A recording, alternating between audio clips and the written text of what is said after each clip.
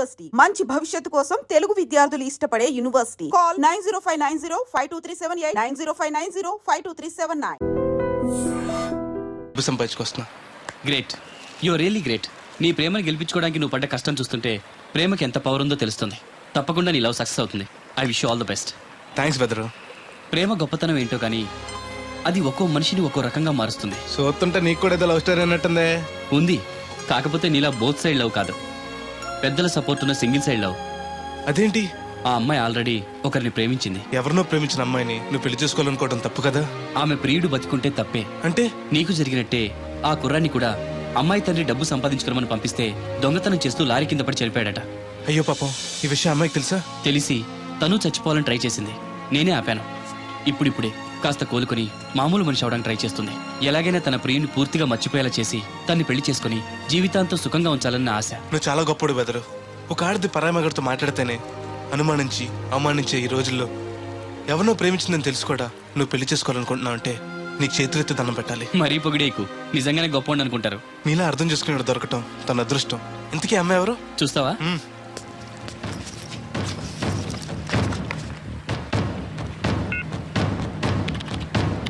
వస్తుంది చూడు. ఈ లోపు టాయిలెట్ హాయ్ చెప్పొస్తా. సరే.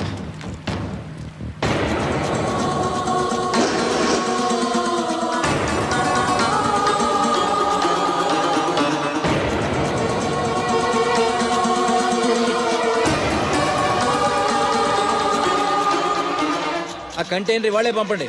Okay okay. రే, నువ్వు ఇంకా బతికే ఉన్నావా? నువ్వు చచ్చావన్నారు మా వాళ్ళు. ఏమయ్యా పెద్ద మనిషి, నేను ఏ పాపం చేశాను ఆ రోజు నేను చంపించాలనుకున్నా? ఉద్యోగం ఇవ్వటం ఇష్టం లేకపోతే లేదు పోరా అని చెప్పొచ్చుగా. ఈ విషయం మా ఎగరికి చెప్తే నా ఫ్రెండ్ ఇటు వింటాడని గుండె పగిలి చేస్తారు తెలుసా? నిజం తెలిస్తే నీ గుండె ఆగిపోతుంది. నిన్ను చంపమని చెప్పింది మీ అయ్యగారే. అబద్ధాలు ఆడేమంటే నరికేస్తాను. నాకు చిన్న దెబ్బ తగిలితే గిలగల ఆడిపోతాను మా అయ్యగారు. ఆయన నన్ను చంపమంటారా? నేను చెప్పేది నిజం. లేకపోతే నిన్ను చంపాల్సిన అవసరం నాకేంటి? నీ ఆస్తి ఏమన్నా నాకు కలిసి వస్తుందనా? నన్నెందుకు చంపంటారు? వాడి కూతుర్ని ప్రేమించినందుకు. ప్రేమిస్తే పెళ్లి చేస్తానన్నారుగా, డబ్బు సంపాదించి రారా అన్నారుగా. ఇదేమన్నా పాతాళ భైరవ సినిమానా? తోటరాముడు రాజకుమార్ని ప్రేమిస్తే పిలిచి పెళ్లి చేయడానికి. చూడు, జరిగిందేదో జరిగింది. నీకింకా నౌకలున్నాయి కాబట్టే బతికి బయటపడ్డావు. మళ్ళీ ఆ ఊరెళ్ళి ప్రేమ పెళ్లి అనకుండా వేరే ఎక్కడికైనా పోయి హాయిగా బతుకు. నువ్వు ఎలాగూ చచ్చావు అనుకుంటున్నాడు వాడు. కాదని మళ్ళీ వెళితే ఈసారి వాడే చంపేస్తాడు. అంటే నేను అమ్మాయి గారిని ప్రేమించడం అయ్యగారికి ఇష్టం లేదా? ఈ డబ్బు తీసుకెళ్ళినా కూడా అమ్మాయి గారు నాకు ఇచ్చి పెళ్లి చేయరా? అందుకే చంపేమని ఉంటారు. నేను దొంగతనం చేస్తూ చచ్చిపోయిన అబద్ధం చెప్పి అందరినీ నమ్మించేస్తుంటారు.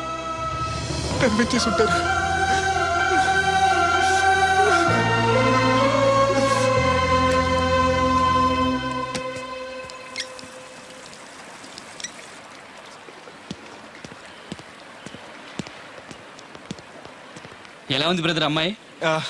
నీకోసం పెట్టినట్టుంది బ్రదరు. నాకు దక్కుతుందంటావా? దేవుడే మమ్మల్ని కలుపుతాడు. ఎలాగైనా సరే ఆ అమ్మాయిని ఒప్పించి నేను మీ పెళ్లి చేస్తాను. నిజంగా నువ్వు ఆ పని చేస్తే రాధా నేను కలిసి నీ పెళ్లి చేస్తాం. మీ పెళ్ళి అయితే నా పెళ్ళి అవ్వదు. అదేంటి? అదే, మీకు పెళ్ళి అవుతుంది, నాకు పెళ్ళి అవుతుంటున్నా. నాకు చాలా ఇబ్బందులు ఉన్నాయి. ఎన్ని ప్రాబ్లమ్స్ ఉన్నా సరే సాల్వ్ చేసి నీ పెళ్లి నేను చేస్తాను. ముందు మీ పెళ్ళి అయిపోయినామండి. అయితే పద కోరమావిడి వెళ్దాం. బెదరు, నేను ఇలా వస్తే చిన్న ఇబ్బంది ఉంది. మా ఊరు కూడా ఆ ఊరు పక్కనే. ఎవరన్నా గుర్తుపెట్టచ్చు. గుర్తుపడితే ఏంటి? ఇక్కడ రోడ్డు తీసుకొచ్చి చెప్పేస్తాడు అనుకోవచ్చు. అలా కాకుండా నీ ఫ్రెండ్గా పరిచయం చేస్తాను అనుకో, అమ్మాయి గారికి నీ గురించి బాగా చెప్పి ఈజీగా పంపించేస్తాను. ఓకే, అటు చూడు.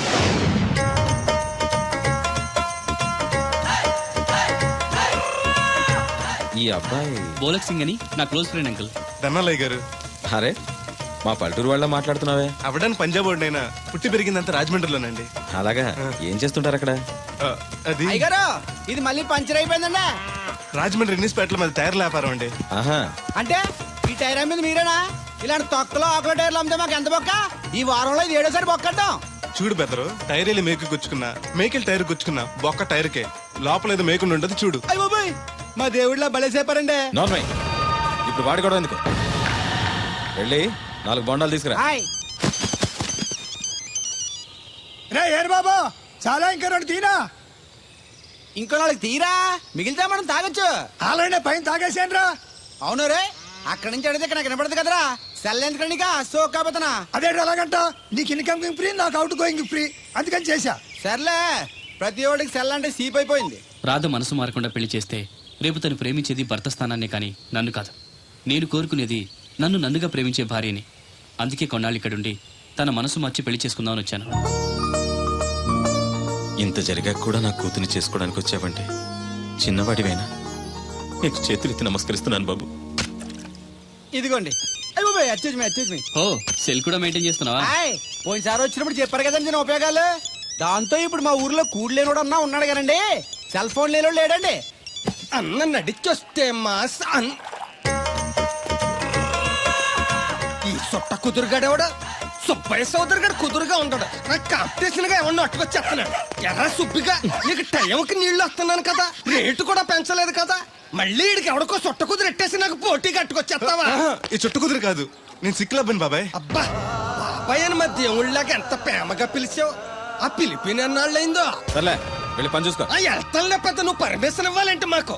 అల్లుడు గారు ఈ మన వల్ల నండి. మెసేజ్లు ఒకటి సరదాకి సంవత్సరాడితే సాకలది కోకట్టుకెళ్ళిపోయిందని బిల్లు కట్టేటప్పటికి దోల తీరిపోతుంది. పుట్టు వన్న బింది వాటర్ పెడతల పాపాయమ్మ. దీనికి ఎలా పాలా లేదు, ఎప్పుడు పడితే అప్పుడు పోసేయమంట.